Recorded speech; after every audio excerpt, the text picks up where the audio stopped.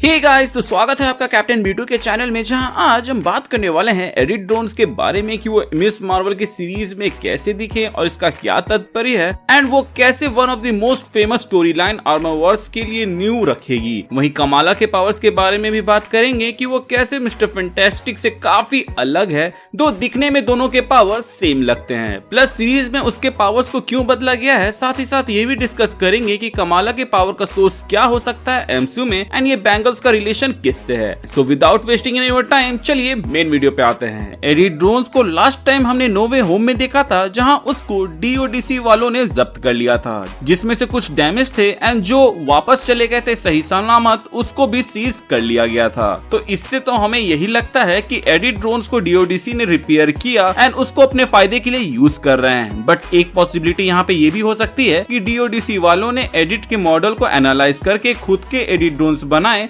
जैसे मिस्टीरियो की टीम में विलियन ने बनाया था, जिसके मदद से मिस्टीरियो शुरुआती समय में इल्यूजन बनाता था। खैर, मैं तो इस पॉसिबिलिटी के साथ जाऊंगा कि एडिट ड्रोन्स को डीओडीसी वाले यूज कर रहे हैं, क्योंकि ये एक न्यू रख सकता है आर्मर वॉर्स के लिए। जिनको नहीं मालूम उनको मैं बता दूं कि आर्मर वॉर्स वो स्टोरी लाइन है जिसमें आयरन मैन के टेक को चोरी कर लिया जाता है कुछ लोगों द्वारा, जिसके बाद टोनी उन सब को पकड़ता है और अपने टेक को रिकवर करता है। बट एमसीयू में तो टोनी रहा नहीं, तो ऐसे में वॉर मशीन जो कि टोनी का बेस्ट फ्रेंड है वो उसकी जगह लेते हुए उनको पकड़ेगा जो भी टोनी के टेक को चोरी कर रहे होंगे, और इस चीज को हमें आर्मर वॉर्स की सीरीज के अंदर दिखाया जाएगा। नो वे होम में हमने देखा था कि स्टार्क टेक को डीओडीसी वालों ने जब्त कर लिया था, तो वहां से स्टार्क टेक गायब होने के ज्यादा चांसेस है। मैं तो काफी एक्साइटेड हूँ आर्मर वॉर्स के लिए, क्योंकि फाइनली वॉर मशीन को थोड़ा सा एक्सपोजर मिलेगा जो कि उसको कभी नहीं मिला। साथ ही साथ काफी समय से आयरन मैन के जैसे सूट पहनने वाले किसी कैरेक्टर को नहीं देखा है, तो काफी अजीब भी लगता है। अब बात करें मिस मार्वल की कॉमिक पावर के बारे में, जो कि काफी सिमिलर है मिस्टर फैंटास्टिक के स्ट्रेचिंग पावर से दिखने में,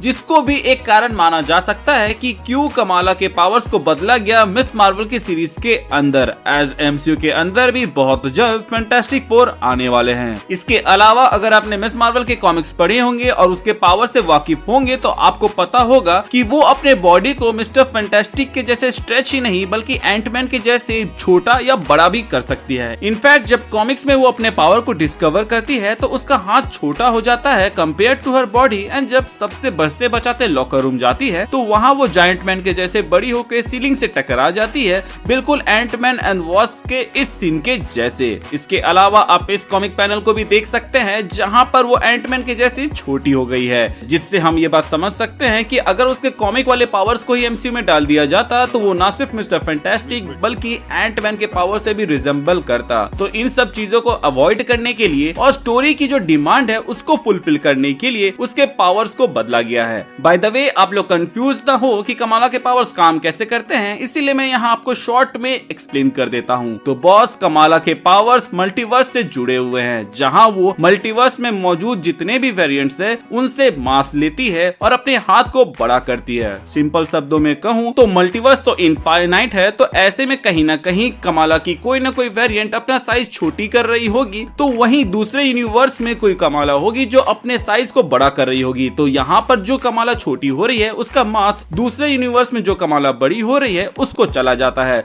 और ये सब ऐसे ही काम करता है। देखा जाए तो ये एक मल्टीवर्सल पावर है एंड मे बी इसको एमसीयू भी अडॉप्ट कर रही है अपने वे में, जहाँ अपने अल्टरनेट सेल्फ से मास लेने के जगह वो अल्टरनेट डायमेंशन से पावर लेती है, जिसकी झलक शायद तक हमें एवेंजर्स कॉन में यहाँ देखने को मिली थी जब वो फर्स्ट टाइम उस बैंगल को पहनती है। वैसे कहने को तो ये क्वांटम बैंड्स भी हो सकते हैं जिनका काम कॉस्मिक पावर को चैनलाइज करना है, जो कि ज्यादा सेंस बनाएगा क्योंकि ये क्वांटम बैंड सबसे पहले कैप्टन मार्वल ने पहना था। एंड ये बात हम सभी जानते हैं कि आने वाले समय में मिस मार्वल हमें दी मार्वल्स में दिखने वाली है। प्लस एक बात बताना गाइस, क्या मैं अकेला था जिसको ये ब्लू हाथ देखकर अलादीन के जिन का याद? हुकुम करो मेरे आका।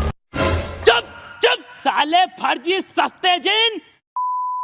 क्योंकि उसके हाथ में भी ऐसे ही बैंगल्स होते हैं। खैर वी ऑल नो कि मार्वल उधर से तो रिलेट नहीं करेगा बल्कि क्री वगैरह से रिलेटेड दिखा देगा, बट अगर ये क्री से रिलेटेड होता तो इन बैंगल के पीछे वो जो लोग पड़े हैं वो दूसरे डायमेंशन जाने की बात नहीं करते। ऊपर से कमाला के अंदर पावर पहले से थी, वो बस इस बैंगल को पहनने से एक्टिव हुआ है। तो इससे तो ऐसा ही लगता है कि कमाला दूसरे डायमेंशन से आई किसी की वंशज है। कॉमिक्स के जैसे ही इनह्यूमन वाला केस भी यहाँ पे हो सकता है, बट इनह्यूमन को इंट्रोड्यूस करना एंड उसमें पूरी सोसाइटी को ना दिखाना एक नाइंसाफी होगी। ऊपर से मल्टीवर्स ऑफ मैडनेस में डिसरेस्पेक्ट के साथ ब्लैक बोल्ट को दिखाया गया है, तो मुझे नहीं लगता कि मार्वल वाले एमसीयू के अंदर अभी इनह्यूमन के कॉन्सेप्ट को डालेंगे। खैर जो भी हो, मैं तो आगे के एपिसोड्स के लिए काफी एक्साइटेड हूँ, क्योंकि इतिहास गवाह है कि Disney plus episode 4 and episode 5 comparatively सारे एपिसोड से बेटर होते हैं, बस एंडिंग में वो थोड़ा सा मिस आउट कर सकते हैं। आपको क्या लगता है गाइस कि मिस मार्वल यहाँ क्री से रिलेटेड होगी या दूसरे डायमेंशन से? हमें कमेंट सेक्शन के जरिए जरूर बताइएगा। साथ ही साथ वीडियो अच्छा लगा हो तो अपने दोस्तों के साथ शेयर कर दीजिएगा, प्लस लाइक भी मार दीजिएगा। इसके अलावा हमारे रिसेंट वीडियोस देखने के लिए लेफ्ट वाली वीडियो पे क्लिक करें एंड एक सरप्राइज वीडियो के लिए राइट पे। Thank you for watching this video, stay tuned.